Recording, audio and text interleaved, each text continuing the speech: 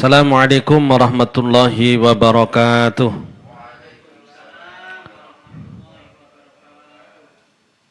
Alhamdulillahilladzi hadana lihadza wa ma kunna linahtadiya laula an hadanallah.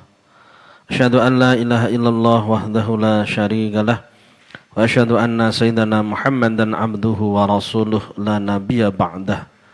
Allahumma salli wa sallim ala sayyidina Muhammadin ibni Abdillah wa ala alihi wa sahbihi wa man tabi'ah. La hawla wa la quwata illa billah, amma ba'du. Rabbi shrah li sadri wa yassir li amri wahlul 'uqdatam min lisani yafqahu qawli. Subhanaka la ilma lana illa ma 'allamtana innaka antal alimul hakim. Ila hadratin nabiyil mustafa sayyidina wa maulana Muhammadin wa alihi wa aswajihi wa auladihi wa dzurriyyatihi wa la jamil anbiya'i wal mursalin wal awliya'i wal ulama'i wa syuhada'i was salihin sahabati wa tabi'in wa tabi'it tabi'ina wa man tabi'ahum bi ihsan ila yaumiddin wa la jami' masyayikhina alimina jami' abaina wa ummahatina sidatina wa jaddatina ikhwanina akhwatina wa auladina wa dzurriyyatina wa talamidina jamil muslimin wal muslimat wal mu'minin wal mu'minat al ahya'i minhum wal amwat. Sunhasah ila Syekh Al-Arabi Ahmad bin Athaillah Sakandari wa ila Yaji Muhammad Yunus wa ila jami'i masyayikhihi nafa'anallahu bihim wa bi'ulumihim fid darain. Sya'ulillahi lahumul Fatihah. A'udzu billahi minasyaitonir rajim. Bismillahirrahmanirrahim. Alhamdulillahi rabbil alamin arrahmanir rahim maliki yaumiddin. Iyyaka na'budu wa iyyaka nasta'in. Ihdinas siratal mustaqim. Siratal ladzina an'amta 'alaihim ghairil maghdubi 'alaihim waladdallin. Amin. Hadirin serta para pemirsa kaum muslimin dan muslimat rahimakumullah. Alhamdulillah kita bersyukur pada Allah Subhanahu wa taala. Dan malam hari ini kita bisa kembali melanjutkan kajian kitab Syarhul Hikam Ibni Athaillah Sakandari, di mana pada malam hari ini kita sampai pada hikmah yang ke-79 versi kitab Iqadil Imam, dan juga hikmah yang ke-92 dalam versi kitab yang lainnya. Yang akan kita bahas adalah sulitnya menjaga etika ketika bahagia. Sulitnya menjaga etika ketika bahagia. Bismillahirrahmanirrahim. Qulal musannifu rahimahullahu ta'ala wa nafa'ana bihi wa bi'ulumihi fid dharain. Amin amin ya rabbal alamin. Al-bastu ta'khudun nafsu minhu haddaha biwujudil farahi wal qabdu la hadda lin nafsi fihi. Al-bastu utawi tingkah bastu. Al-bastu diartikan dengan kajembaran, ya. Jadi kondisi yang lapang. Al-bastu utawi jembare keadaan iku takhudu ngalap apa an nafsu minhu saking bastu khaddoha ing bagiane nafsu biwujudil farahi kelawan wujude bungah-bungah. Wal qabdu utawi qabdu iku qabd itu keadaan yang sulit, ya. Iku lahaddo ora ana bagian iku maujud lin nafsi maring nafsu fihi ing dalem qabdu, ya. Yang artinya kondisi yang lapang, ya, keadaan yang bahagia, kondisi senang, ya, kondisi gembira, keadaan yang gembira itu ta'khudun nafsu minhu khaddoha, menjadikan nafsu ingin untuk mencapai apa yang menjadi bagiannya.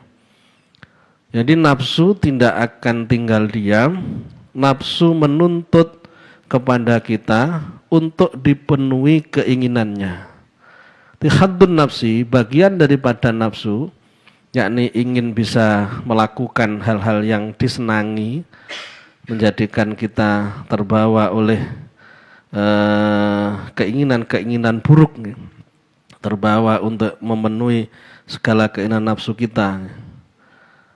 Biwujudil farah, dengan wujudnya kegembiraan, dengan menjadikan kita gembira, sombong, lupa bersyukur pada Allah Subhanahu wa taala.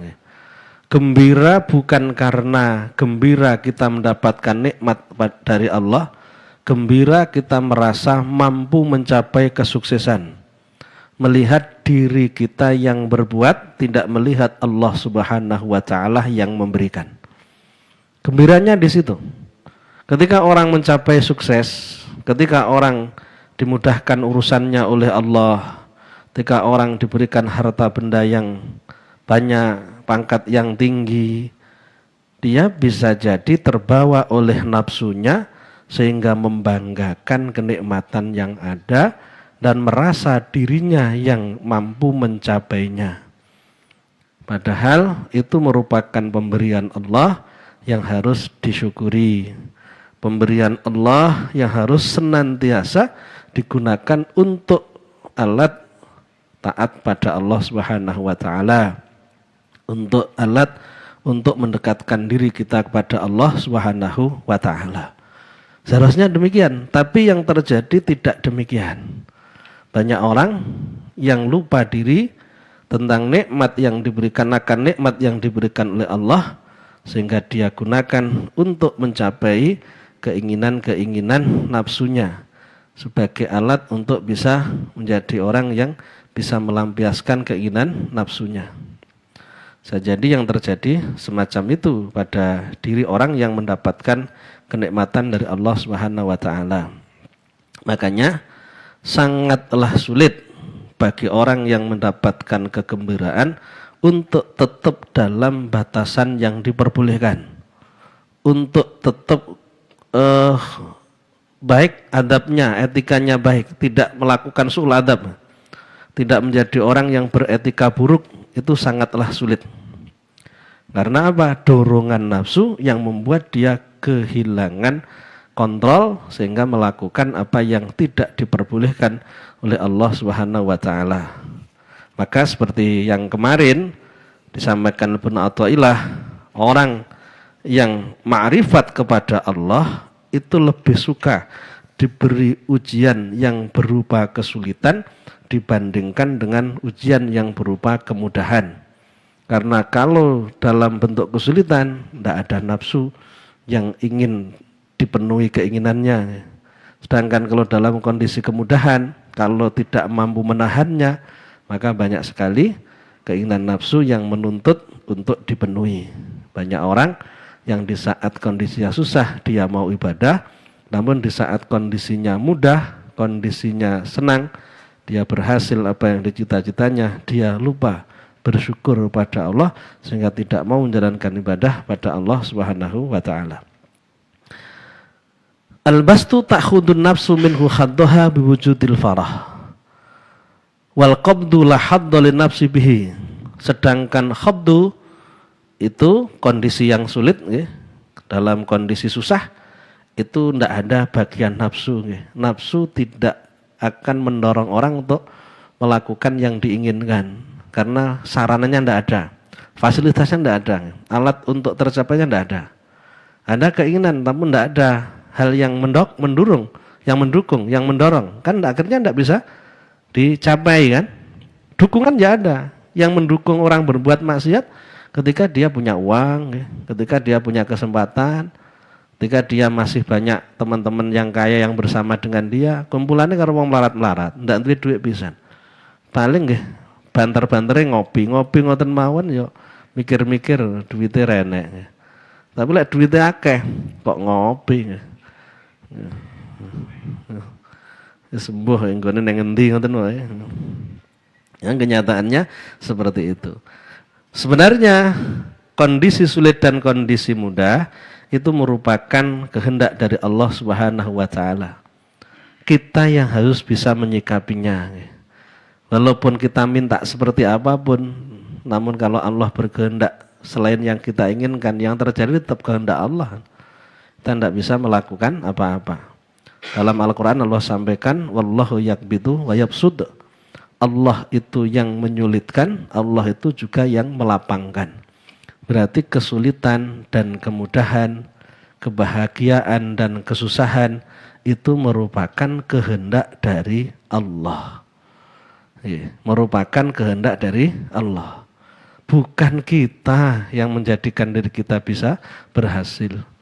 Bukan kesalahan kita penyebab utamanya hingga kita mengalami kegagalan, mengalami kesulitan.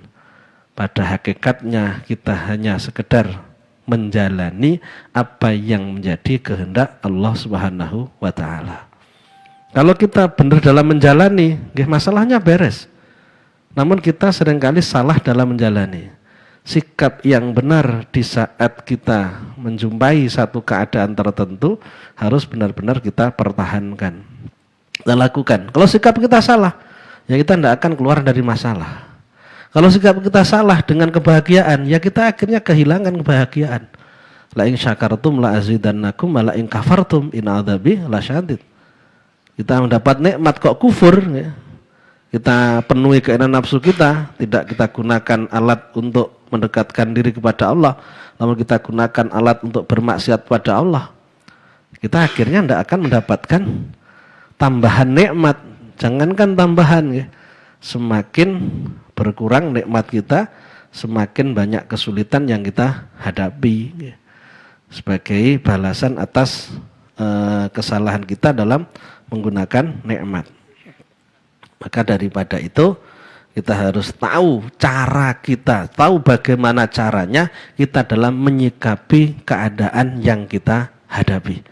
Harus tahu cara menyikapinya, harus tahu.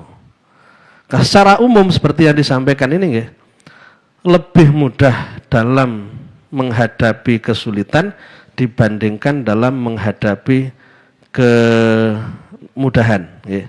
Lebih mudah dalam menghadapi kesedihan dibandingkan menghadapi kebahagiaan. Secara umum seperti itu, ya. Ini bagi orang yang memang belum benar-benar hatinya wusul pada Allah, hatinya nyambung pada Allah, masih membedakan antara yang disenangi dengan yang tidak disenangi. Makanya ketika disenangi, nafsunya akan ngelonjak, ya. Nafsunya akan nuntut untuk bisa mencapai apa yang diinginkan. Tapi kanggone wong sing wusul ning gone Gusti Allah lain ceritane. Bagi orang yang usul pada Allah, al-mutamakkinun fala yu'athiru bihim jalalun wala jamalun, maka baginya tidak ada pengaruh antara dapat nikmat atau dapat musibah. La yuharrikuhum qabdun wala bastun, tidak akan menjadikan perubahan sikap, perubahan ketaatan kepada Allah dalam kondisi sulit atau kondisi mudah. Li'annahum billahi walillahi wa minallahi wa ilallahi. Karena di situ wasilun billahi lillah. Yang dilihat adalah Allah Subhanahu wa taala yang menghendaki itu semua terjadi. Di saat dia mendapatkan nikmat, Allah memberikan itu sebagai sarana, berikan sarana kepada kita untuk bisa semakin taat pada Allah. Dapatkan musibah itu sebagai penghapusan dosa, untuk meningkatkan derajat, untuk menambahkan pahala. Melihatnya Allah, Allah, Allah dan Allah. Lillah, hidupnya hanya untuk Allah. Datangnya dari Allah, kembalinya kepada Allah. Billahi tasarrufuhum, setiap tasarrufnya, setiap yang dilakukan itu selalu melibatkan Allah. Walillahi ubudiyatuhum, kehambaannya hanya untuk Allah. Wa minallahi wuruduhum, datangnya dari Allah. Wa ilallahi suduruhum, dan kembalinya kepada Allah. Li'annahum lillah la li syai'in dunahu, hidupnya hanya untuk Allah, bukan untuk yang lainnya. Hanya untuk Allah. Apapun yang menjadi pilihan Allah, apapun yang diberikan Allah, ya diterima dengan penuh sukarela, dengan penuh keikhlasan, dengan penuh kebahagiaan. Ini bagi orang yang sudah wusul kepada Allah. Berbeda orang yang belum begitu kuat keyakinannya kepada Allah, salikin, sairin, orang yang masih masih dalam proses untuk mencapai wusul kepada Allah. Orang yang imannya masih lemah, dia pasti akan menginginkan yang disenangi dan tidak mau mendapatkan yang tidak disenangi. Dan dia akan bahagia kalau mencapai yang diinginkan, akan susah ketika tidak mencapai apa yang diinginkan. Padahal tercapainya keinginan bisa jadi menjerumuskan, bisa jadi menjauhkan dirinya dari Allah karena memenuhi keinginan nafsunya. Sedangkan di saat dia mengalami sulit, bisa jadi dia mendekat kepada Allah karena nafsunya tidak bisa dipenuhi, sehingga keinginan nafsunya itu tidak dituruti. Karena akhirnya kan lebih selamat nalikane kondisine ra duwe timbang kondisine eneng kanggone wong sing sik urung iso bedakne antarane sing wong kanggone wong sing atine sik bedakne antarane seneng lan orane. Kanggone wong sing ra bedakne sing disang mek pangeran, ndak akan ada persoalan apapun yang dihadapi. Biasa-biasa saja. Karena memang itu menjadi takdir yang harus dijalani dan bagaimanapun juga tidak bisa dihindari. Lek wis wayahe bengi, ya mesti panggah bengi kan. Kalau sudah waktunya malam, ya datangnya malam. Dan kalau sudah waktunya siang muncul, ya datanglah siang. Kan ngoten, wong kabeh wis diatur karo pangeran. Kenapa kemudian kita mempersoalkan, membedakan? La khaufun alaihim walahum yahzanun.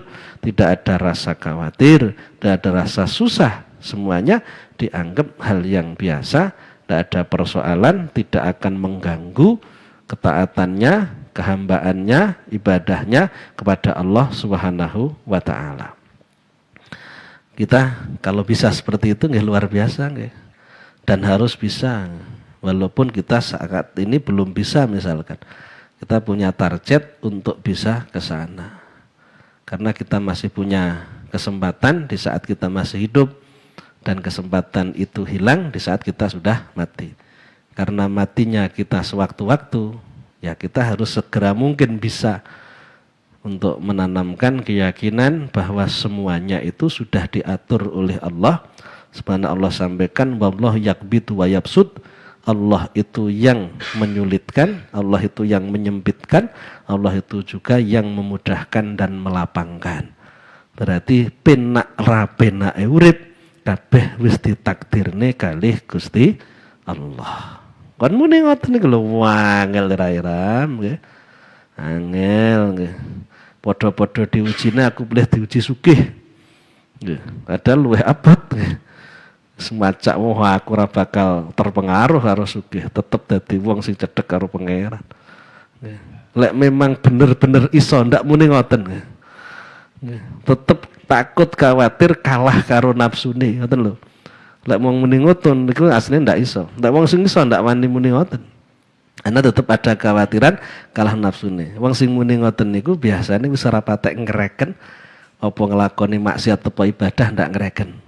Sing penting seneng atine, mbuh besok cilaka akhirate ndak masalah. Biasane ngoten mikire. Tapi mikir akhirat, bakal mati, selamat apa ora. Ngoten nggih mikire dawa. Iso ora yo aku nampa kemudahan seperti ini, aku bisa menjalankan amanah seperti ini. Akhirnya dipikir, akhirnya ngati-ngati, ora sembrono. Ndak mempersoalkan, tinggal penak ya alhamdulillah. Ora tinggal penak ya sabar, ngoten tok meneh. Ora kok kudu tinggal penak. Lek kudu tinggal penak, ora tinggal penak ra trimo. Lek tinggal penak biasane lali syukuri. Merasa dirinya dimuliakan oleh Allah sehingga ndak perlu untuk membalas kepada Allah. Dan bisa jadi orang itu menggambarkan atau menganggap kehidupan akhiratnya seperti kehidupan dunianya. Kalau di dunia saya dimuliakan, di akhirat pun saya akan dimuliakan walaupun tidak melakukan ketaatan. Saya jadi ngoten mikire. Lah wong dunya aku uripku dipenakne. Padahal aku akeh maksiat. Lah memang Gusti Allah mempersoalkan yang saya lakukan, mestinya saya itu hidupnya susah. Tapi kenyataan saya hidupnya mudah. Mereka yang taat, yang mereka yang ibadah hidupnya susah. Berarti kan maksiat saya tidak ada masalah. Kalau di dunia saya tidak dimasalahkan, di akhirat pun juga tidak akan dimasalahkan. saya akan tetap menjadi orang yang hidupnya mudah, hidupnya bahagia, diberikan segala kenikmatan oleh Allah nanti di akhirat, sebagaimana diberikan di dunia, walaupun saya tidak menjadi orang yang taat kepadanya. Ini pemikiran yang salah, pemikiran orang-orang yang bodoh, ya. Mengharap kasih sayang dari orang yang tidak pernah ditaati, mengharap rahmat dari Allah yang tidak pernah ditaati, mengharap rahmat dari Allah yang selalu didurhakai, itu merupakan bentuk kebodohan, ya. Karena yang dimusuhi masa akan menyayangi, ya. Yang akan menyayangi mereka yang mau menyayangi. Kalau yang dimusuhi pasti akan memusuhi. Kita jangan terjebak dalam pemikiran yang salah sehingga tetap nyaman dengan kemaksiatan, seolah-olah ukuran kenikmatan dunia menjadi ukuran kenikmatan akhirat. Di saat banyak maksiat ternyata banyak nikmat yang didapat dan menganggap tetap akan bisa masuk dalam surga. Ini pemikiran yang salah. Waktu kecil dimanja, muda foya-foya, tua kaya raya, mati masuk surga. Itu merupakan bentuk pemikiran yang salah. Kalau dalam istilahnya ma'ruf khalqi, mengharap surga tanpa beramal dan minat dunub, merupakan bagian dari dosa. Meremehkan swarga, nyepelek nih swarga, ngenteng nih swarga, ngenteng nih pangeran, kan tentu. Nanti menganggap endeng orang anu iso mlebu swarga, kan ngoten to. Yang dipikirkan seolah-olah gampang dia dapatkan surga. Bismillahirrahmanirrahim. Qala Abu Ali Al-Daqqaq. Abu Ali Al-Daqqaq mengatakan al-qabdu haqqul haq minka. Kondisi sulit itu merupakan haknya Allah darimu. Jadi Allah memberikan kondisi sulit kepada kita. Allah itu menuntut kita untuk bisa bersabar. Berarti ada sesuatu yang diinginkan Allah dari kita. Al-bastu hakkuka minhu. Sedangkan kemudahan itu merupakan hakmu dari Allah. Jadi kita mendapatkan bagian kita dengan mendapatkan kemudahan dengan adanya banyaknya ketaatan amal soleh yang kita kerjakan. Sehingga bisa jadi orang lebih mengutamakan haknya daripada haknya Allah. Haknya Allah dilupakan ketika haknya sudah dipenuhi. Padahal la antakuna bihaqqi rabbika aula min antakuna bihaddi nafsika. Lebih baik kamu memenuhi hak Tuhanmu, menjadi orang yang sabar di saat dikasih sulit, daripada min antakuna bihaddi nafsika, daripada kamu memenuhi bagian dari nafsumu di saat kamu dapat kesempatan, dapat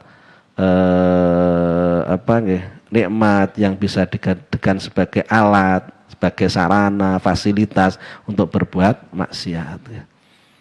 Pun yang berikutnya kita lihat di dalam Syarah Hikam Lisyarqawi disampaikan tentang mriki fi hadza isyaratun lima taqaddama min anna mura'atal adabi fil basti minal amri al asiri. Sesungguhnya ini merupakan isyarah. Jadi hikmah yang ke-92 ini isyarah atau sebagai penjelasan dari apa yang sudah disampaikan sebelumnya, di mana menjaga adab di saat kondisinya mudah, kondisi bahagia itu merupakan perkara yang sulit, perkara yang berat, perkara yang tidak mudah dilakukan. Ibaratnya wong ra oleh mangan sate, sate ini dicepakne ning ngarepe. Karo wong ra oleh mangan sate, satene didelikne. Niku cara ngempete penak endi niku. Penak mangan sate nggih, ora oleh mangan sate, satene didelikne kan ngoten to. Sama dengan itu. Jadi enek kucing dicepaki gerih, karo kucing gerihe didelikne. Iki gambarane ngoten. Falidha kana la yaqifu inda hududil adab fihi illal qalil. Oleh sebab itu hanya sedikit orang yang mampu memenuhi adab, memenuhi etika di saat dimudahkan oleh Allah Subhanahu wa taala. Sekarang kita bahas tentang bastu, kemudahan yang diberikan oleh Allah. Di dalam penjelasan dari Syekh Abu Hasan Asyadzili, tokoh sufi, merupakan kakek guru dari Ibnu Athaillah As-Sakandari. Ibnu Athaillah berguru sama Syaikhul Abbas Al-Mursi, Syaikhul Abbas Al-Mursi berguru sama Syekh Abu Hasan Asyadzili. Abu Hasan Asyadzili mengatakan, bastu kondisi mudah itu ada yang kalanya ada penyebabnya dan ada kalanya tidak ada penyebabnya. Karena kalau kita lihat ayat wallahu yaqbidu wa yabsutu, Allah itu yang menyempitkan dan Allah yang memudahkan. Untuk menjadikan orang mudah tidak wajib adanya asbab, tidak harus adanya asbab. Untuk menjadikan sulit tidak harus adanya asbab. Wong duwite akeh iso uga atine gersang, artine susah. Wong ranti duit iso uga hatine seneng nggih. Dadi ora kena diukur uang adalah segala-galanya. Seolah-olah kebahagiaan itu ditentukan banyak sedikitnya uang. Bukan. Yang memberikan adalah Allah Subhanahu wa taala. Wallahu yaqbidu wa yabsud. Allah yang melapangkan, yang menyempitkan dan yang melapangkan. Allah yang mendatangkan kebahagiaan dan Allah yang mendatangkan kesusahan. Sehingga kalau Allah ingin membahagiakan seorang, itu ada kalanya ada sebabnya dan ada kalanya tidak ada sebab. Tidak harus ada sebab. Kalau orang berkeyakinan, pasti ada sebab. Tidak ada sebab, tidak mungkin. Ini sudah masuk kepada syirik khafi, kita bahas pada nanti tadi malam. Artinya kita itu ada sedikit menduakan kepada Allah. Kita sebenarnya yakin itu Allah yang menentukan, tapi masih ada keraguan. Tapi aku ki bener rezeki kok ngene Gusti Allah. Sapa nge rezeki awakmu Gusti Allah? Tapi lah aku ra megawe apa iso oleh rezeki. Bahasa ini mukminun, dia orang mukmin karena meyakini adanya Allah, namun mukmin yang imannya lemah. Mukmin yang bermasalah dengan keimanannya karena di hatinya masih tidak yakin bahwa murni semuanya Allah, baik adanya sebab atau tidak adanya sebab. Kalau Allah berkehendak, apa yang diinginkan bisa terjadi. Idza arada syai'an ayaqula lahu kun fayakun. Seperti itu. Kalau ada kalimat itu sudah masuk bagian dari syirik khafi, membuat kita kurang sempurna keyakinannya kepada Allah. Dia seorang mukmin, namun kalau seperti itu kondisinya terus-menerus, waliyadbillah, kita mohon dari Allah, bisa jadi keimanannya semakin hari semakin rapuh. Bisa jadi keimanannya berkurang. Akan berbahaya bagi diri seseorang kalau keimanan tidak terus dipupuk. Bisa jadi di akhir hayat bisa kehilangan iman. Karena kemudahan dan kesulitan itu murni Allah yang memberikan, maka Allah dalam memberikan itu ada kalanya ada penyebabnya dan ada kalanya tanpa ada penyebab. Orang bahagia itu penyebabnya adalah diantaranya yang pertama ziyadatun fit'ah. Orang bisa menjalankan ibadah lebih banyak lagi. Kita prinsipnya kan hari ini lebih baik daripada hari kemarin, dan hari esok lebih baik daripada hari ini. Ternyata oleh Allah terus ditingkatkan ibadah kita. Semakin bertambah hari, semakin banyak ibadah yang kita kerjakan, semakin semangat dalam menjalankan ibadah. Bukan semakin menurun. Apa yang kita katakan? Alhamdulillah, kita bahagia. Kita bahagia. Namun kita ingat bahwa itu bukan kemampuan kita loh.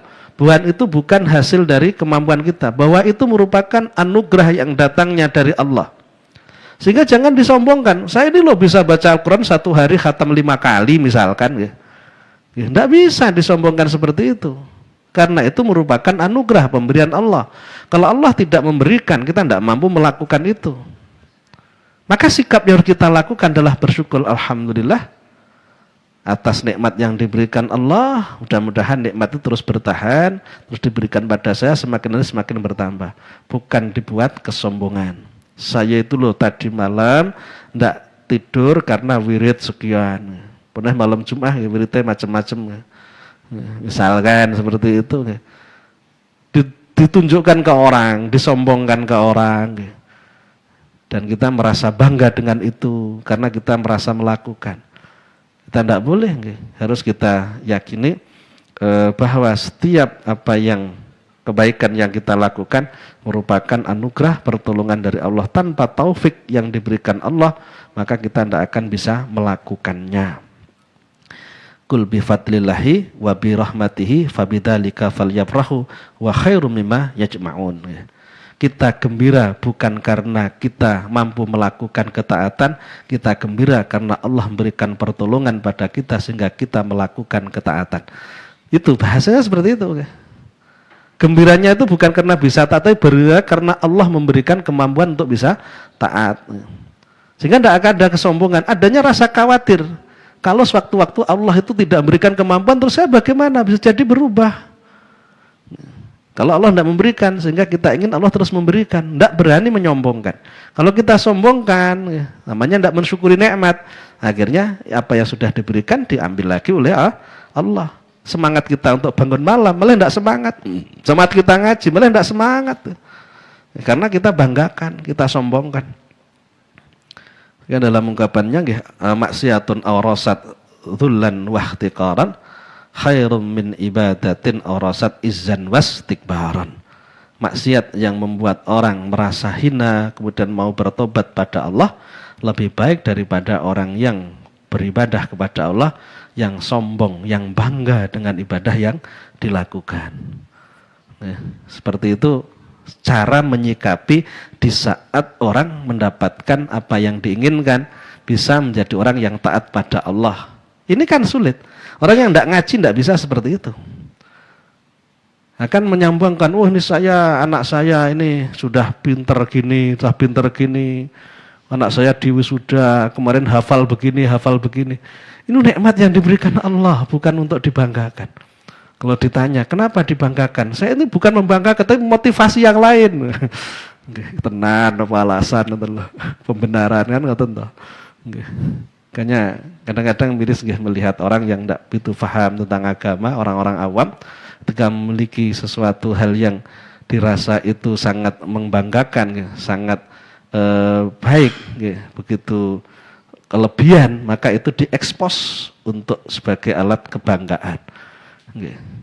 Akhirnya niatnya itu karena manusia, bukan karena Allah lagi, karena lebih kepada ingin dibanggakan. Keadaan sulit, keadaan mudah, kalau itu berupa ketaatan kita yang bertambah, maka adab kita, etika kita adalah kita bukan membanggakannya, tapi kita mensyukurinya, bahwa kita mendapatkan nikmat dari Allah Subhanahu wa taala berupa bisa melakukan ketaatan pada Allah. Yang kedua, ini kalau kita menjadi orang yang benar-benar beriman. Tapi kebanyakan kita itu lebih senang kalau dapat nikmat dunia dibandingkan nikmat bisa menjalankan ibadah. Ini kasus parah lagi.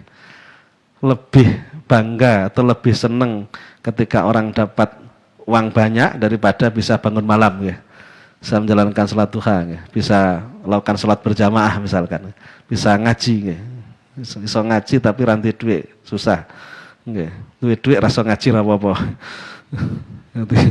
duit rasa ngaji rapopo, berarti lebih senang duit timbang iso ngaji nih. Dan ini masalahnya tentang gitu. Nah, dikatakan oleh Nabi, man syarathu hasanatuhu wa sa'atuhu sayi'atu fa huwa mu'min. Ciri-ciri orang mukmin yang benar-benar imannya kuat itu ketika dia itu merasa gembira ketika bisa melakukan amal solih dan susah di saat dia berbuat maksiat. Jadi ukurannya bukan gembira ketika dia dapat harta dan dia susah kalau tidak dapat harta. Itu bukan mukmin yang sesungguhnya. Mukminan. Mukmin yang bukan sesungguhnya. Apa termasuk sing sesungguhnya apa tidak sesungguhnya? Sesungguhnya, alhamdulillah. Yang kedua, bastu kemudahan yang diberikan Allah itu berupa apa? Yang kedua adalah siyadatun min dunya, mendapatkan tambahan dari dunia, artinya mendapatkan harta, mendapatkan pangkat, jabatan atau apa, suatu yang sifatnya dunia. Kita mendapatkan itu, harus punya sikap yang benar, adabnya harus tetap dijaga. Maka sulit untuk menjaga etika ketika orang bahagia, termasuk ketika orang dapat kemudahan rizki, Allah melancarkan usahanya. Seharusnya apa? Tetap seperti tadi, melihatnya itu sebagai nikmat, sarana yang diberikan Allah untuk semakin bisa melakukan ketaatan kepadanya. Seringkali kita ingatkan, harta benda yang kita miliki itu tidak jauh berbeda dengan inventaris yang diberikan perusahaan kepada para karyawannya. Tujuannya jelas, perusahaan ngasih inventaris kepada karyawan biar karyawan lebih semangat lagi dalam bekerja. Allah ngasih kita nikmat harta, kasih nikmat kita kekayaan, kemudahan urusan rizki. Berarti Allah menginginkan harta itu untuk dijadikan alat semakin semangatnya kita dalam beribadah. Nikmatnya, syukurnya dengan harta. Kalau nikmatnya harta, syukurnya dengan ibadah yang berupa fisik, yaitu tidak mensyukuri nikmat. Salah satu yang tertipu oleh setan seperti itu. Duitnya wakeh, tapi mak nang masjid ngoten mawon. Wiridane dawa nggih. Wiridane dawa nggih, tasbih gede-gede. Poso nggih. Poso nggih, sregep poso, sregep maca Quran. Tapi pelit. Enak wae. Wayah korban ndak gelem korban. Ini ndak matching, ndak sesuai. Wong nek mate bondo nggih cara nyukuri kok. Dengan hanya sekedar ibadah-ibadah fisik, ibadah-ibadah badaniyah, ya ndak nyambung. Ini kalau jenengan lihat dalam Ihya, dia adalah bagian dari orang yang tertipu oleh setan. Ibaratnya seperti orang yang dimasuki oleh ular, ada ular masuk ke dalam bajunya, dia sibuk menghalau lalat yang hinggap di hidungnya. Jadi sibuk lalat itu apa? Tidak begitu bahaya. Tapi ular yang begitu membahayakan dibiarkan saja. Sifat bakhil itu akan menjadikan kita jauh dari Allah Subhanahu wa taala. Al-bakhil ba'idum minallah, ba'idum minan nas, ba'idum minal jannah, qaribum minan nar. Sifat bakhil menjauhkan dari Allah, sama dengan bahayanya ular yang masuk ke dalam baju yang kita pakai. Kok tidak kita lepaskan, tidak kita buang, tidak kita jaga diri kita, ya akhirnya kita akan kemakan ular tersebut. Nah, dengan kita akan terjerumus dalam kebakhilan, sehingga hal yang besar, masalah besar akan kita hadapi. Makanya nikmat harta harus disyukuri dengan bentuk harta. Jangan disyukuri dengan bentuk ibadah wirid dawa. Sing apik nggih wiridane ora wiridan tapi wiritan. Nggih wirid turut ratan nggawa dompet nggih. Ngalor ngidul sedekah. Iku sing paling apik. Lah nek kudu paham. Lah ndak paham nggih mboten ngoten. Nggih, kaya wis hebat, wah dhek wong sugih tapi mempeng ibadah nang masjid. Nggih, wis dijali sumbangan, kakean takon. Endi anune proposale, enek tanda tangane sapa? Wis materaine enek ora lah wis. Dawa pisan. Ujung-ujungnya ndak nyumbang ya ngoten lho. Nggih. Makanya adab yang harus kita tunjukkan, etika yang harus kita miliki di saat kita punya harta dan sebagainya adalah kita mensyukurinya dengan menggunakan nikmat tersebut untuk taat sebagaimana mestinya, ditasarufkan sebagaimana yang diinginkan Allah Subhanahu wa taala. Untuk perjuangan agama, untuk membantu fuqara masakin, untuk menjalankan ibadah-ibadah yang berkaitan dengan harta. Seperti itu cara mensyukurinya. Bismillahirrahmanirrahim. Kemudian yang ketiga, adanya kesenangan yang diberikan oleh Allah, bastu yang diberikan oleh Allah berupa apa? Mendapatkan kehormatan di hadapan makhluk. Kita dipuji oleh orang, disenangi orang. Kita kemudian jangan mengambil kesempatan dalam kesempitan. Artinya mumpung disenangi orang, mumpung dihormati orang nggih bola-balik diparani gen oleh gratisan nggih, moro ning warunge gen ndak bayar nggih. Oleh titel ustad itu moro ning warung wis gratis. Masih orang bayar ora bakal ditagih. Nah, niatnya ngoten nggih. Nah, ini ketika dihormati etikanya yang salah. Saya nginep hotel tidak pernah bayar, saya naik pesawat tidak bayar karena saya ustadz. Niatnya salah. Di saat memanfaatkan dia dihormati orang digunakan untuk hal yang salah. Oleh sebab itu sikap kita apa? Bersyukur pada Allah ketika ada orang yang menghormati kita, ada orang yang mau berbuat baik kepada kita, mau menghargai kita. Karena apa? Pada dasarnya kita itu adalah banyak kelemahan, banyak kekurangan, banyak kesalahan, tapi Allah tidak menampakkannya kepada manusia. Ibaratnya kita itu WC, di dalamnya penuh dengan kotoran, ditutup dengan keramik yang bagus. Lek dibuka ngoten, girap-girap wong nggih. Ketika tahu tentang banyaknya keburukan kita, tidak ada orang yang mau dekat dengan kita. Karena Allah yang menutupi keburukan, lebih menampakkan kebaikan, sehingga orang mau baik sama kita, mau menghargai kita, mau menghormati kita. Banyak orang yang tidak mampu menghadapi, beretika dengan benar, memiliki adab yang benar di saat dia dihormati orang. Lebih memanfaatkan itu untuk tujuan-tujuan pribadi, untuk kesenangan-kesenangan pribadi, untuk mendapatkan kemewahan-kemewahan tertentu. Itu namanya su'ul adab. Tidak punya etika, di posisi dia dimudahkan oleh Allah Subhanahu wa taala. Bersyukur kepada Allah, alhamdulillah ya Allah, Engkau tutupi kesalahanku, keburukanku, Engkau tampakkan kebaikan di hadapan orang. Akhirnya dia menjadi orang yang lebih semangat lagi menjalankan ibadah kepada Allah, bukan memanfaatkan kebodohan orang lain yang menghormatinya untuk kepentingan pribadinya. Enten si modelnya ya. Wangi reneng tapi ya. Bismillahirrahmanirrahim. Yang berikutnya disampaikan wala la yaqifu inda hududil adab fihi, bisa dilihat di kitab kuningnya, illal qalil bikilafil qabdi. Berbeda dengan qabd. Berbeda bikilafil qabdi, berbeda dengan ketika kondisinya susah. Lebih mudah dibandingkan di saat kondisinya senang, kondisinya baik. Kondisi buruk ini sebenarnya juga ada adab yang harus dipenuhi. Kondisi buruk yang kita alami itu ada 3 penyebab. Pertama, dikarenakan kita kehilangan dunia misalkan.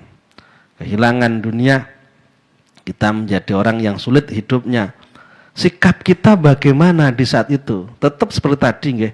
Yang menyulitkan hakikatnya Allah, yang memudahkan hakikatnya adalah Allah. Ini harus menjadi keyakinan yang tertanam kuat dalam hati kita. Wallahu yaqbidu wa yabsut. Yabsutu rizqa liman yasha wa yaqdir. Allah memudahkan rizki kepada yang dikehendaki dan demikian pula Allah menyulitkannya. Ini menjadi hal yang harus kita tanamkan betul di hati kita. Harus benar-benar di hati kita itu yakin semua yang terjadi adalah kehendak Allah. Ketika kita mengalami kesulitan, termasuk ketika kita sulit dalam masalah ekonomi, kalau kita sudah yakin, oh ini Allah menghendaki, di saat kita saat ini seperti itu yang kita alami. Sikap yang harus kita tunjukkan apa kepada Allah di saat kita mengalami kesulitan ekonomi, kita tidak mendapatkan kemudahan dalam urusan rezeki dan lain sebagainya, maka yang harus kita lakukan adalah at-taslim. Kita nerimo, kita senantiasa pasrah, senang dengan apa yang dipilihkan oleh Allah. Anta turid wa anna urid, walam yakun ilama urid. Kamu punya kemauan, aku punya kemauan. Sulit itu kemauannya Allah, kemudian kita inginnya gampang. Udur-uduran karo pangeran. Aku pengen gampang Gusti. Gusti Allah ngomong, aku pengen awakmu sulit. Nggih. Sing kira-kira terpenuhi keinginan kita apa keinginan Allah? Tetap keinginan Allah. Fa in salamta ma urid a'taituka ma turid. Jika kamu pasrahkan apa, kamu nerimo pasrah dengan apa yang menjadi keinginanku, aku akan berikan apa yang menjadi keinginanmu. Pasrah niku lho ndadekne gampange masalah. Maka dikatakan dalam ungkapannya ulama, faidas taslama li hukmil waqti fa'an qaribin yazulu al-qabdu. Ketika dia pasrah dengan ketentuan itu, takdir Allah di waktu itu yang berupa takdir sulit, maka fa'an qaribin yazulu al-qabdu. Dalam waktu yang dekat kesulitan itu akan hilang. Kesulitan akan menjadi kemudahan. Fa inna ma'al usri yusran, inna ma'al usri yusra. Nggih. Ngoten niku carane nggih ketika ada kesulitan, ojo kok susah ngalor ngidul sambat, guyu ora kuat, takon lara untu to, ora. Nyapa kok serang guyu, ora duwe duit. Bismillahirrahmanirrahim. Nggih carane ridho, taslim nggih.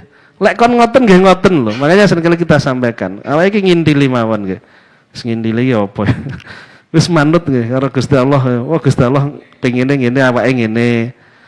Gusti Allah enggak ingine awake kudu ngene. Ngoten lho maksud kula nggih. Paham ya? Aja gaya aturan dhewe. Karena aturan Gusti Allah kuwi ae.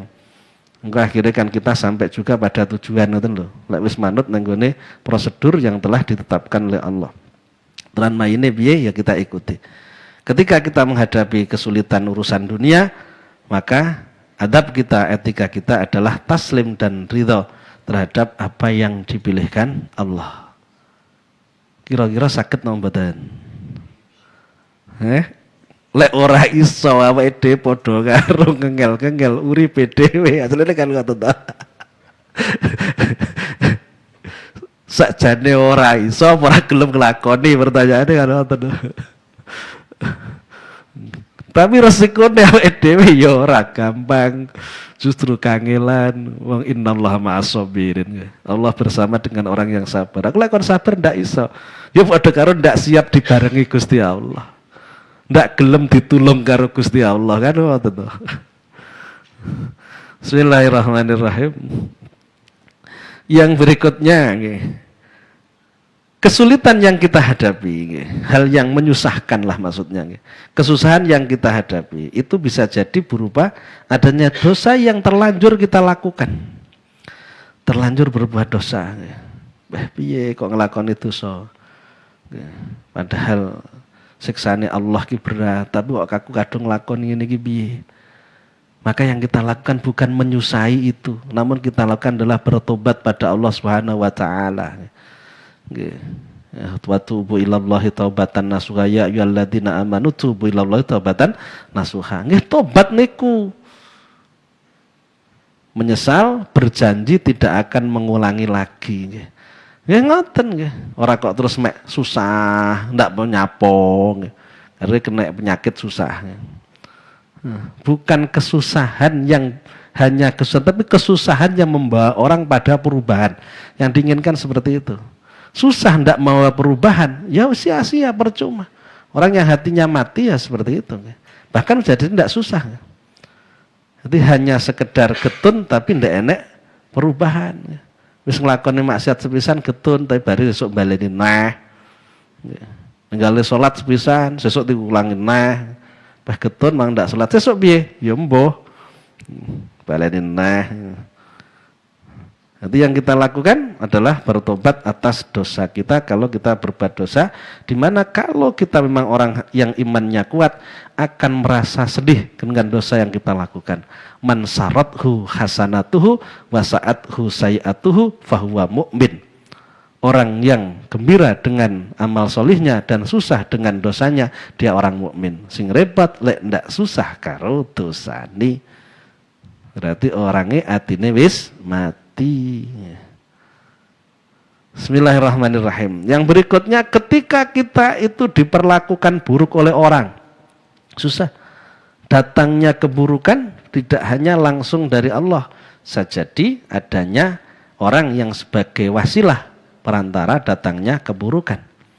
Kalau kita mendapatkan yang buruk dari orang, kita dibenci orang, dimusuhi orang, biasanya dengan tetangga, dengan keluarga, dengan orang tua, ngoten. Niku hal yang wajar, loh. Justru dengan adanya itu Allah perhatian pada kita. Allah masih ngasih ujian ke kita, berarti kan perhatian. Lek ora gelem nguji niku kan wis ora perhatian. Mesti tok-tokne ae wis kadung ndak kena diatur, wis dibar-barno kan ngoten. Sama dengan yang sudah kita bahas dalam kitab Ihya atau apa itu kan.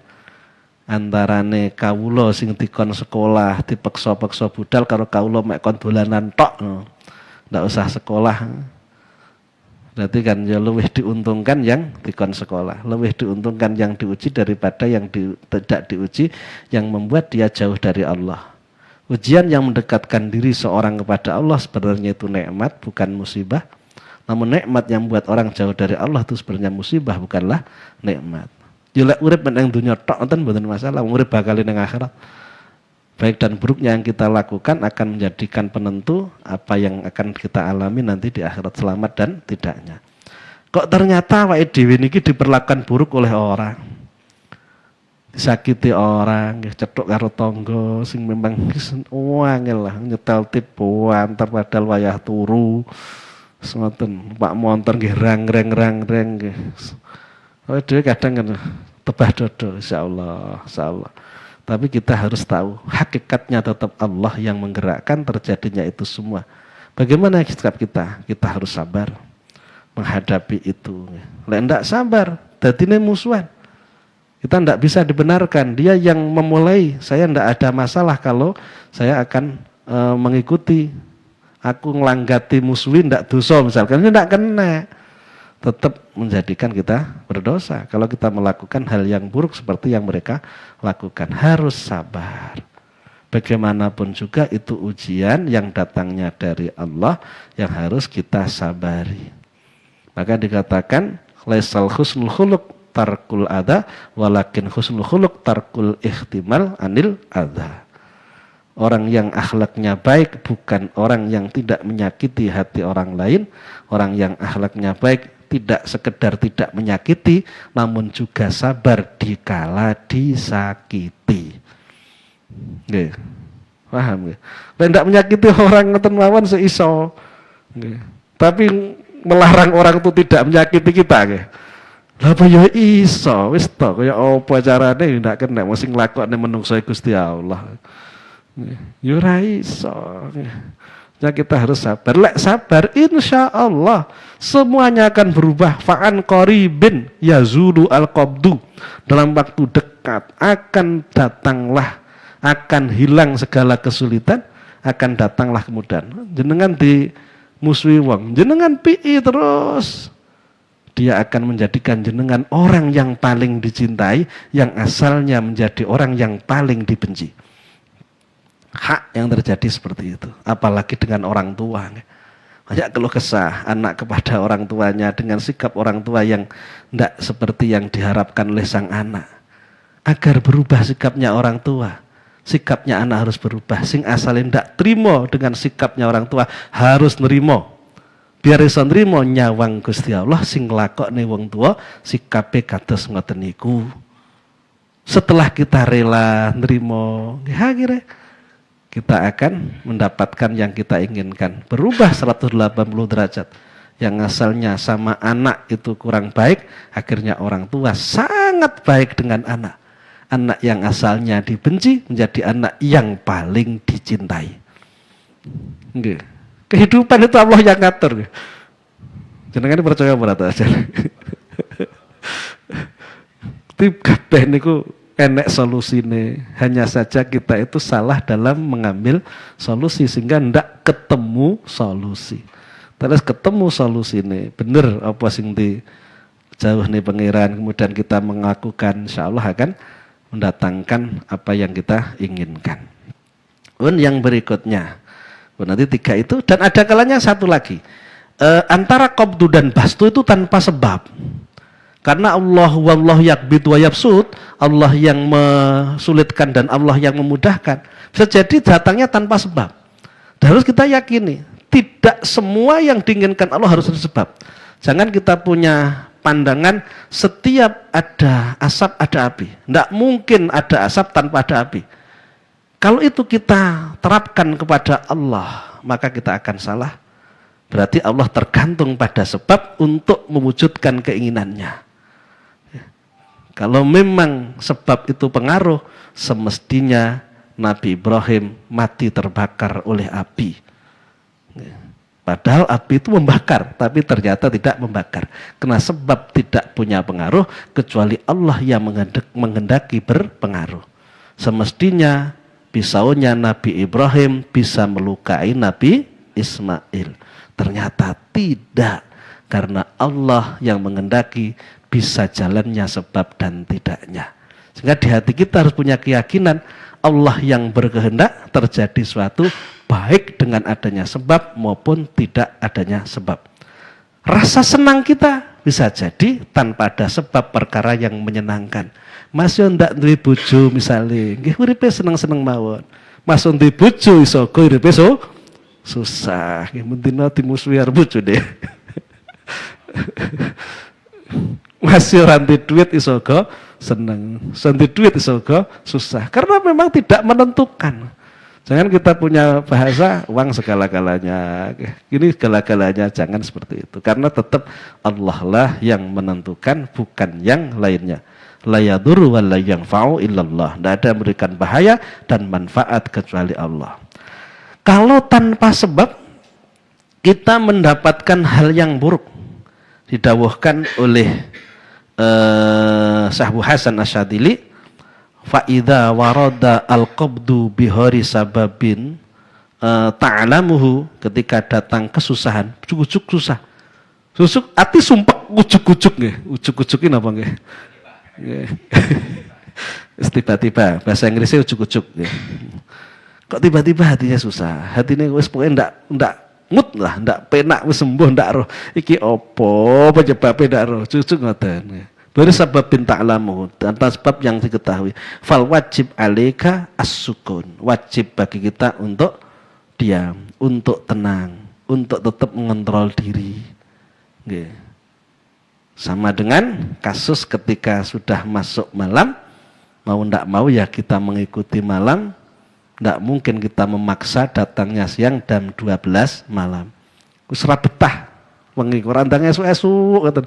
Yo lek urung wayah esuk bagara teko esuk ngoten lho. Wis tenang mawon nggih, dihadapi dengan penuh kesabaran. Kalau kita tidak ada sebab, kalau ada sebab seperti tadi nggih. Kepada orang yang berbuat salah kita maafkan, kita sabar. Kalau kita sedang mengalami hal yang buruk, kita taslim, kita ekonomi sulit misalkan, ridho dan lain sebagainya. Kita berbuat dosa, kita bertobat, tapi ujuk-ujuk susah. Ketika tiba-tiba susah, ya kita sukun, ya, ngopi, ya, nyantai lah, tenang, nyantai. Tidak perlu kita terbawa oleh keadaan.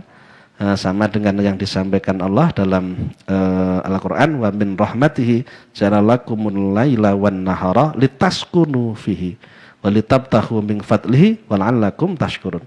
Termasuk rahmatnya Allah, Allah menjadikan kalian semua waktu malam. Waktu malam litaskunu fihi, untuk tenang. Wis tenang, tenang. Gitu tunggu mawon, nyantai. Wan nahar, dan ke waktu siang litabtahu min fadlihi, agar kita di waktu siang itu mencari fadlnya Allah. Wal'allakum tashkurun, agar kalian semua bersyukur. Mengikuti, termasuk ketika kita mendapatkan kesenangan yang datangnya secara tiba-tiba yang tidak kita ketahui, maka kita hanya mohon pada Allah, mudah-mudahan Allah senantiasa menyelamatkan, tidak terpengaruh oleh kemauan hawa nafsu, bisa menahan godaan. Niati ngaten, Allahumma sallim sallim ilal mamat. Ya Allah, berilah keselamatan sampai datangnya kematian. Yang kita inginkan keselamatan. Dari sini kita bisa menyimpulkan bahwasannya setiap keadaan yang kita hadapi yang kita alami harus kita hadapi dengan benar. Jadi adab, etika, akhlak yang harus kita tunjukkan di saat kita mengalami baik yang kita senangi maupun yang tidak kita senangi, seperti tadi yang kita sampaikan. Pada dasarnya kesenangan seorang harus lebih hati-hati karena banyak keinginan-keinginan yang menuntut kita untuk kita penuhi. Kalau dalam kondisi kita susah, tetap ada masalah sebenarnya, namun nafsunya tidak begitu kuat di saat kita mengalami kesenangan. Namun tetap harus hati-hati sama. Lek ngeki nikmat ora iso syukur, ngeki nikmat sombong, nggih padha mawon dengan orang yang ketika diberi kesusahan kemudian ngersulo ora trimo, nggih padha eleke ngoten lho. Jadi amrih beneris seringkali kita sampaikan, setiap keadaan yang kita hadapi yang harus kita usahakan bagaimana kita mendapatkan pahala dari itu, bukan mendapatkan dosa. Ini yang harus kita karena kita ingin mendapatkan kebahagiaan, keselamatan fid dunya wal akhirah.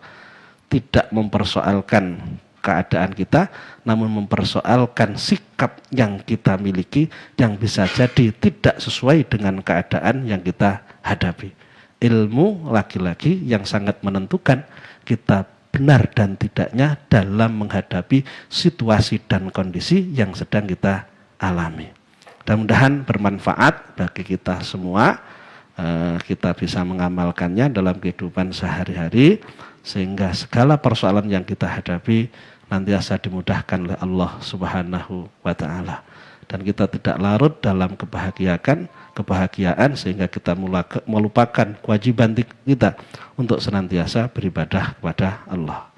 Ada pertanyaan?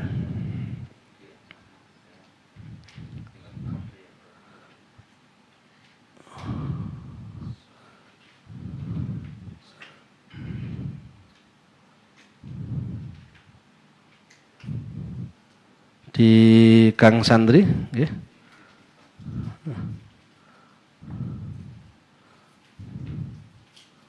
Dari Tiptifah. Assalamualaikum, waalaikumsalam. Sabar itu berat banget, terkadang sampai putus asa. Anak kekurangan atau kelainan mental, apalagi keluarga yang tidak mensupport dan juga tidak ada dana untuk mengobati. Tipnya gimana supaya bisa sabar dan bisa menjusma itu? Kembali kita sampaikan, apapun yang kita alami, semuanya adalah Allah yang mentakdirkan, Allah yang mengendaki. Tidak ada yang terjadi sekecil apapun kecuali itu memang kehendak Allah. Ini harus kita yakini betul, harus kita tanamkan. Tadi kita bahas itu menjadi modal atau menjadi dasar yang harus ada dalam hati kita, harus kita tanamkan dalam hati kita yang paling dalam. Keyakinan segala sesuatu Allah yang mengatur. Innal umura kullaha biyadillah. Segala sesuatu itu telah ditentukan oleh Allah Subhanahu wa taala. Kita jangan merasa kita yang menentukan, tapi Allah yang menentukan.